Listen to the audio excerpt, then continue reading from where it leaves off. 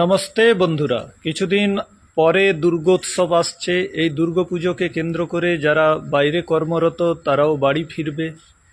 এটা সবথেকে বড় পুজো। একটা আনন্দ উৎসবের সুন্দর পরিবেশ গড়ে ওঠে পশ্চিমবঙ্গে। এই পুজোকে কেন্দ্র করে যে সমস্ত অশ্লীল গানগুলো ডিজের মধ্যে বাজানো হয় তার দ্বারা সংস্কৃতি কি আদৌ সুরক্ষিত? একটু ভাবুন বন্ধুরা। এই পুজোকে কেন্দ্র করে যে সমস্ত জিনিসগুলো তৈরি করা হয় আনন্দ ফুর্তির নামে, সেই রয়্যাল স্টার হাঙ্গামা বলুন, অর্কেস্ট্রা বলুন, যেগুলো আদৌ কি আমাদের বৈদিক সংস্কৃতিকে রক্ষা করে, বৈদিক সংস্কৃতির সম্মানকে কি বাড়ায়? বাড়ায় না। তাই আপনি কি করবেন?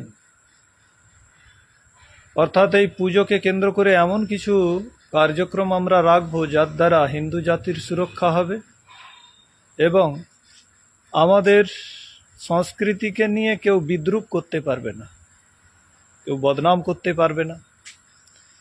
এমন কিছু কি উপায় আছে? হ্যাঁ, আছে।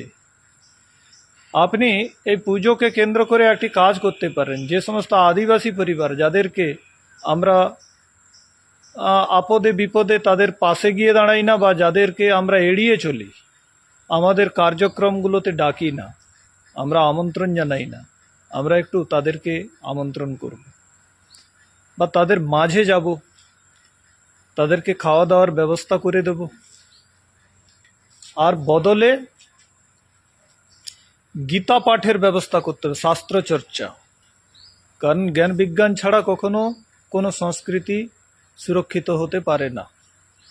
তো আপনারা এই পুজোকে কেন্দ্র করে একটু বিদ্যা চর্চার ব্যবস্থা করুন, গীতা পাঠের ব্যবস্থা করুন বা বেদ পাঠের ব্যবস্থা করুন। কোনো বৈদিক বিদ্বানকে ডাকুন, বৈদিক রীতিতে যজ্ঞানুষ্ঠান রাখুন। সেই যজ্ঞের যে বৈজ্ঞানিক ব্যাখ্যা তারা শোনাবে এবং তার দ্বারা কোথাও না কোথাও আমাদের সংস্কৃতি সুরক্ষিত হবে। আমরা কর্মকাণ্ডগুলোকে বাস ব্রাহ্মণ আসছে ঘন্টা বাজিয়ে চলে যাচ্ছে এইভাবেই মেনে থাকি, কি তার কর্ম সে করবে, আমাদের কি যায় আসে। কিন্তু এর মধ্যে কি বিজ্ঞান আছে সেগুলো তো জানতে হবে। না জানলে আমরা সংস্কৃতি বাঁচাবো কি করে?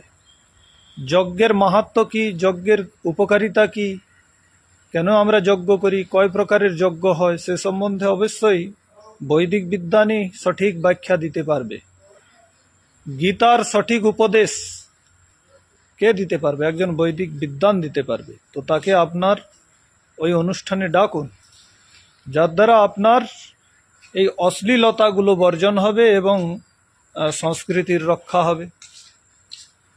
আরেকটি কথা মনে রাখবেন, এই পুজোতে আপনি শস্ত্র চর্চা করতে পারেন। যেমন শাস্ত্র চর্চার কথা বললাম, আপনি অস্ত্র প্রশিক্ষণ শিবির তৈরি করতে পারেন। সেটা খুব আকর্ষণীয় হয় এবং মানুষ খুব জড়ো হয়, দেখার জন্য খুব উৎসুক হয়। এমন একটি জিনিস আর্যবীর দলের ক্যাম্প করতে পারেন। আমি প্রশিক্ষককে ডেকে দেব, যে টাকা আপনারা ওখানে খরচ করবেন সেই কিছু টাকা সেই ক্যাম্পের পিছনে খরচ করুন। তাতে কি হবে, হিন্দু যুবক যুবতী নারীরা সবাই কিন্তু অস্ত্র প্রশিক্ষণ পেয়ে তারা একা 10 জনের সাথে লড়াই করতে পারবে। তখন হিন্দু সুরক্ষিত হয়ে যাবে। এটা আমি কিন্তু আগামী ভবিষ্যৎ দেখে নিশ্চয় করেছি। কারণ হিন্দুদের ভবিষ্যৎ খুব ভালো নয়, আর বিশেষ করে পশ্চিমবঙ্গের হিন্দুদের। বাংলাদেশে যে দুর্দশা হচ্ছে সেটা পশ্চিমবঙ্গেও ঘটতে চলেছে।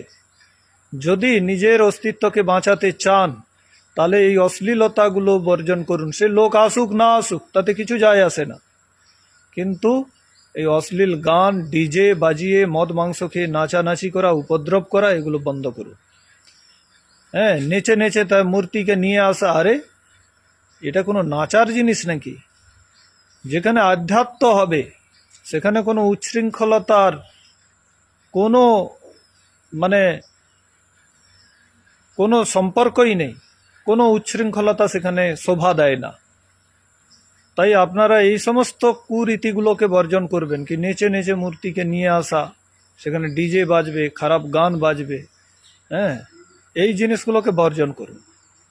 তো আপনারা কি করবেন, ওই পূজা মণ্ডপে যারা খ্রিস্টানদের কাছে প্রার্থনা, পিতা পরমেশ্বরের প্রার্থনা করতে গিয়ে নিজের ধর্ম পরিবর্তন করে ফেলে, তাদেরকে ডাকুন এবং চিকিৎসার ব্যবস্থা করুন, ফ্রি চিকিৎসা।